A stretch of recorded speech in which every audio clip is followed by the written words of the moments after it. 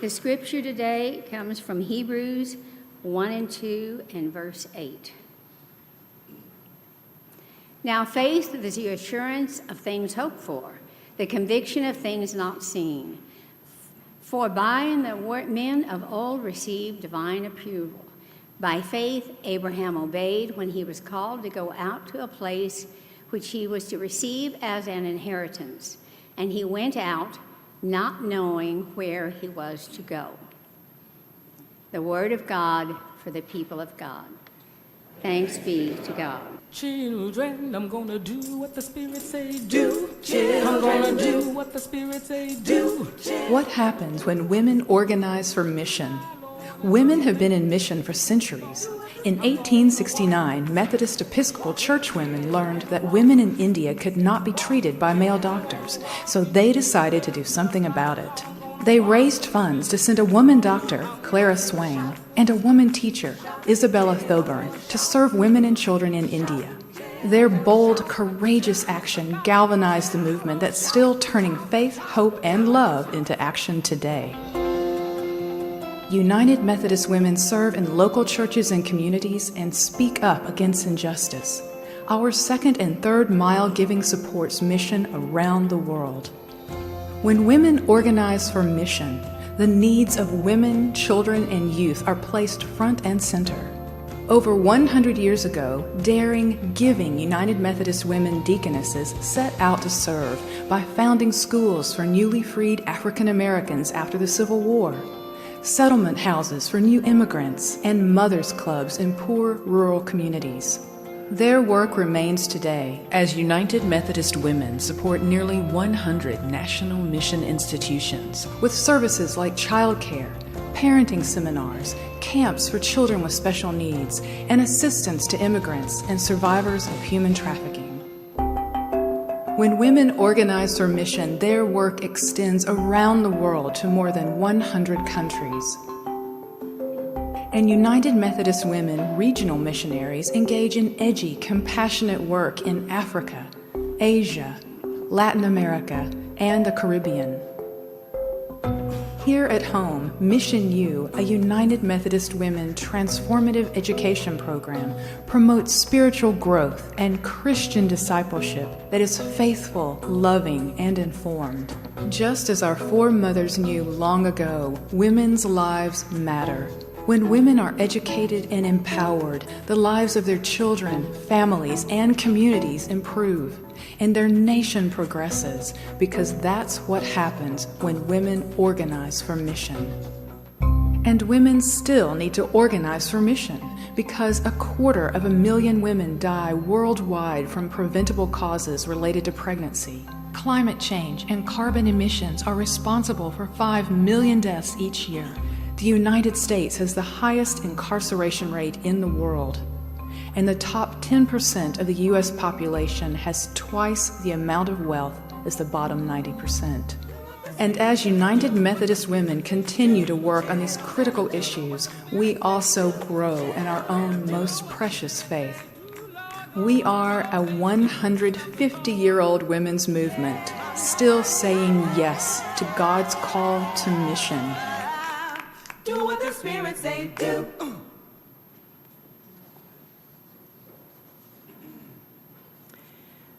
She was a lady.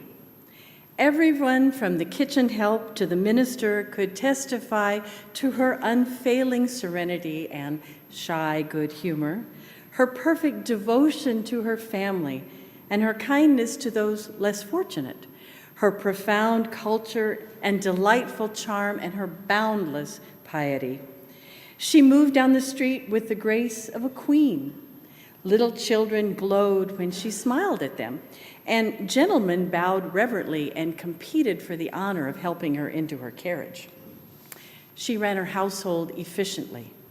Distinguished visitors to her home found warm hospitality, succulent meals, and refined conversation. And they noted happily the tender respect she showed to her husband.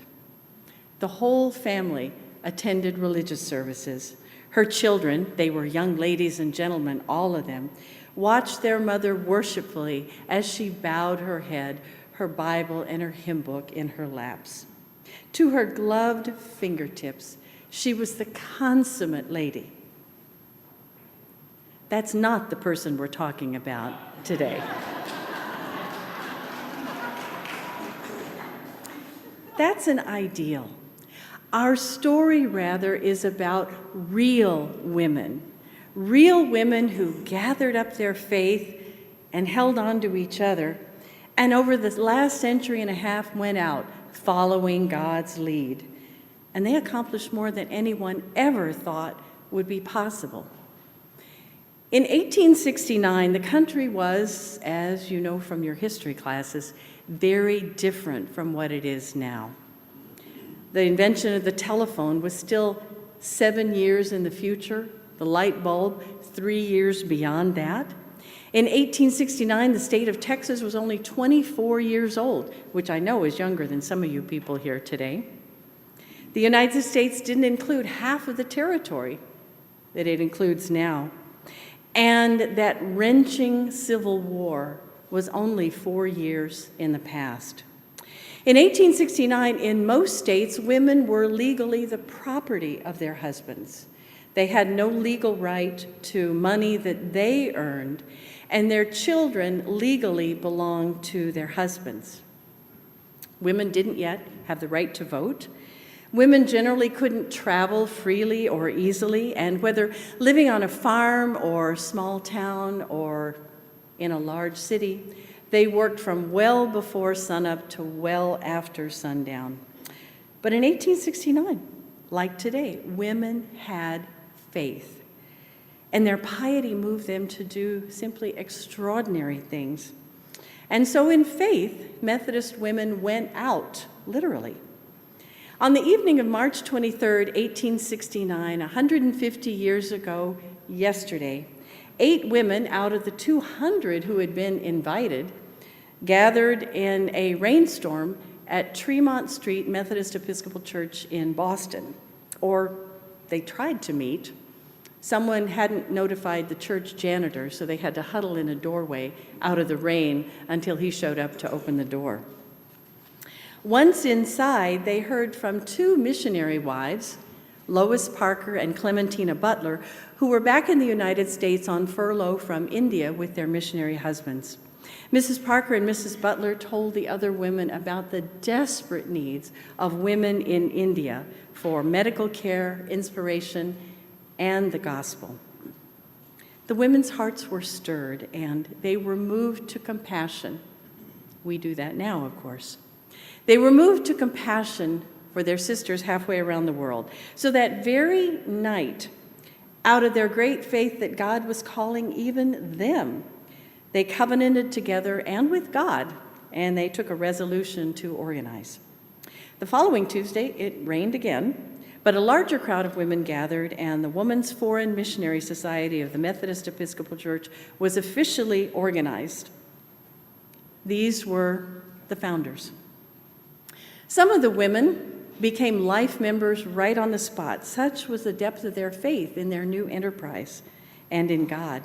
The aim of the society was engaging and uniting the efforts of women of the church in sending out and supporting female missionaries, native Christian teachers, and Bible women in foreign lands.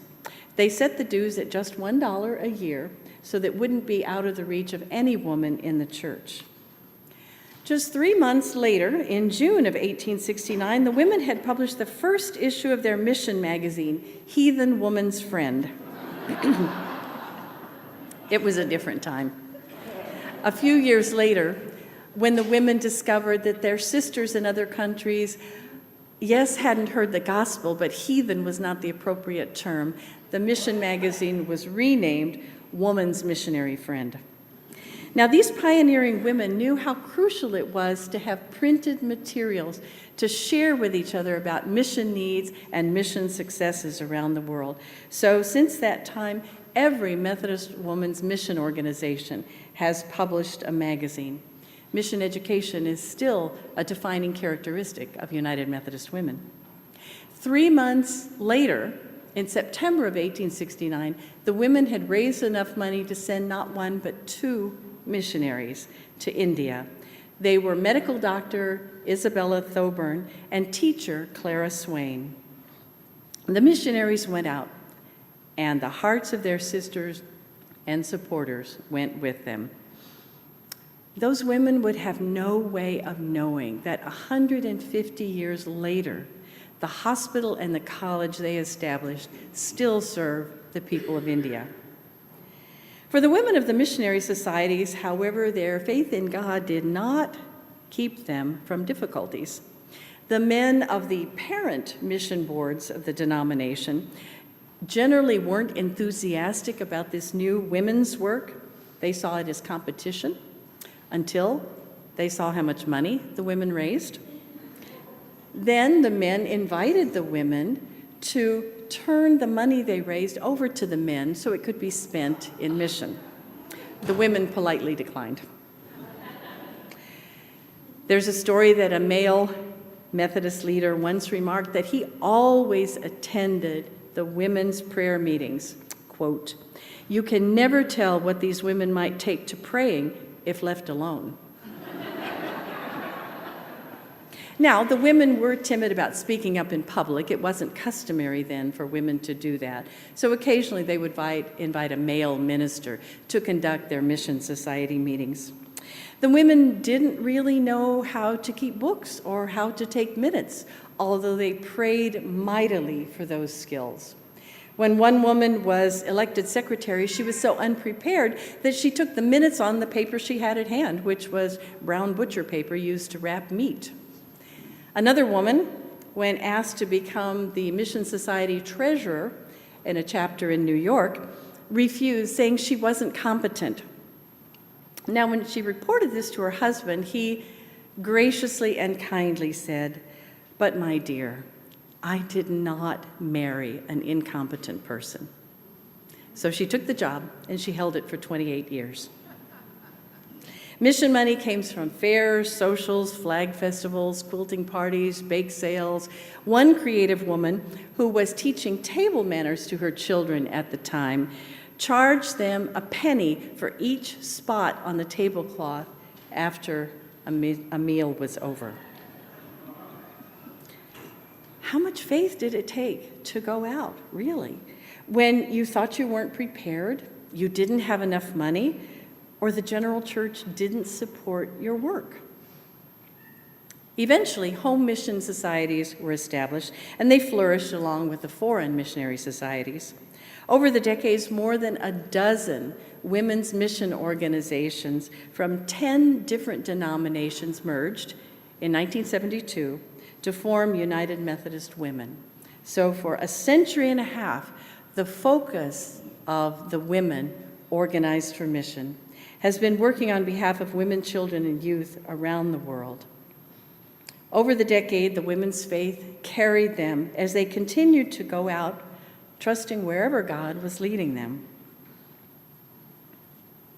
Mary Fletcher Scranton, a preacher's kid, was the daughter of a Methodist Episcopal Church pastor. Her only son, William, graduated from medical school, and in 1885, he was the first missionary appointee to go on behalf of the Methodist Mission Board to Korea. Mary was widowed then, and so she decided to go with her son, William. The Women's Foreign Missionary Society asked Mary to be their first representative in Korea. She was too old, right? She was 52. But she went out anyway, in faith. Mary established the first school for girls in Korea, Iwa Hakdang. Her modest school eventually became Iwa Women's University in South Korea, in the picture, which is the largest university for women in the entire world. Because Mary Scranton went out in faith, an entire country has been transformed. We've been teaching, healing, transforming lives, going out in faith for a long time. As far back as the 1880s, well before the country was integrated, women in various Methodist denominations were working across racial lines. In the United States, they founded schools for Hispanic children, teacher training institutes for African American women, and many other interracial ministries. They recruited deaconesses and missionaries across racial lines also.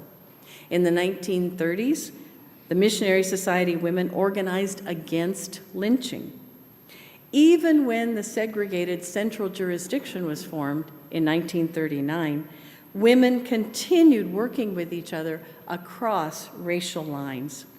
In 1941, the national policy-making body adopted a policy that they would, quote, hold their meetings only in places where all members of their group could be entertained without any form of racial discrimination, unquote. So because of that, in 1942, the women moved an entire meeting, their first National Assembly, from St. Louis to Columbus, Ohio, because black women and white women couldn't be housed together in hotels in St. Louis. In 1951, the National Board published a book called States' Laws on Race and Color. It was a compilation of all the laws in the United States at that time that dealt with segregation. States' laws on race and color became a key source of information for the 1954 Brown versus Board of Education, the case decided by the Supreme Court. In 1952, the National Board of Women Organized for Mission adopted a charter for racial justice policies. It didn't take long, just 28 years, before General Conference adopted that charter as policy for the entire denomination. Today, Women Organized for Mission, as you see in the picture, still continue to speak up, to write, to march, to go out, to bring about that just world that God envisions. By faith, we've been working on social justice for a long time. So in this first century and a half, and you see on the chart there from whence we came, going out in faith but not knowing where God was leading them, Methodist women's work has been simply transformative. Schools of Christian Mission, now called Mission U, that were mentioned in the video, that's the largest faith-based, non-formal education program in the entire United States. In your bulletin, you have an insert about this summer's Mission U, which you are welcome to register and attend. Spiritual growth, then, is a hallmark of United Methodist Women. Leadership training is another key component of who we are. We established the US2 short-term mission program, which then became the model for the Vista Volunteers program in the United States. We've done mission education with children and youth for decades. We created the Bible Women program, Indigenous women going around to their communities spreading the good news. We've held political skills workshops. We've recruited and trained missionaries. Leadership development, a far cry from our predecessors who didn't even know how to conduct meetings. 150 years after our founding, we have a whole slew of national and international mission institutions, places where mission can happen, and 8 regional missionaries out across the world. And our work on advocacy and public policy, well, the Equal Rights Amendment, the women's vote, establishment of the United Nations, and we're still a non-governmental organization there, child labor laws, equal pay laws, laws against racial discrimination, work on environmental racism. We own a building called the Church Center for the United Nations, a faith-based presence literally across the street from the United Nations building. Methodist women helped raise money to purchase the United Methodist building in Washington, D.C., right across the street from the Supreme Court. Again, the only faith-based presence right there on Capitol Hill. Now, a key to the success has been the funding. From 2 cents a week to millions of dollars raised for national and international mission over the years. United Methodist Women have remained in control of raising and spending their own funds. Every other women's mission organization in Protestantism has disappeared because they no longer control their funds. Because we do, we can still make transformation happen. Thousands and thousands of faithful women have gone out in mission, confident in God's call over the decades. Some of these women, we know their names. Lucy Webb Hayes, First Lady of the United States when her husband Rutherford B. Hayes was president. Mary McLeod Bethune, the educator. Frances Willard, the suffragette. Lydia Patterson, who established an institution that we know in El Paso. Sadly, we don't know the names of thousands and thousands of our foremothers, but their work was no less transformative. These women went out by faith indeed. Now, here at First Church, and by the way, if you are interested in United Methodist Women, there's a tear-off piece. Yes, this is the commercial part.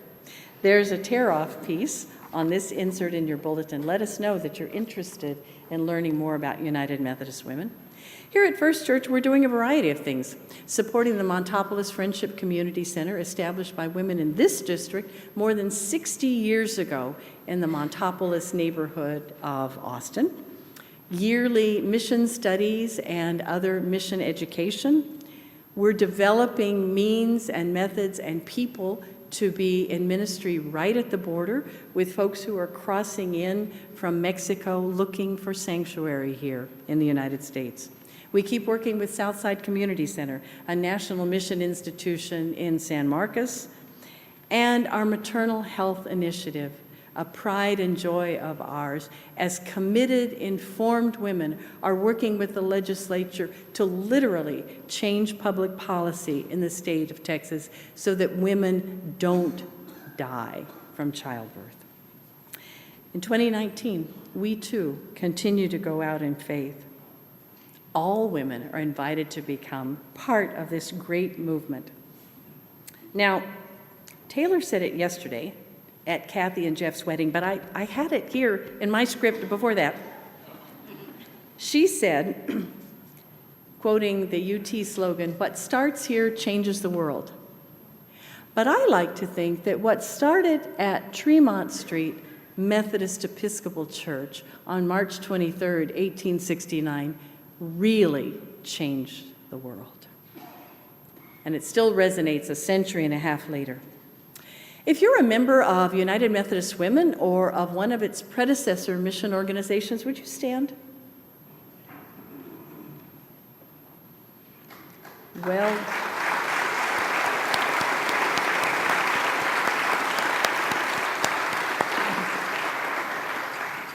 so here's to the next 150 years of our work. But friends, because the world is not as it should be yet, not as God wants it to be, and all people are not yet welcome at God's table and in God's house, there's still work to do. So I invite the rest of us who didn't stand just now, how about we go out ourselves to be faith, hope, and love in action?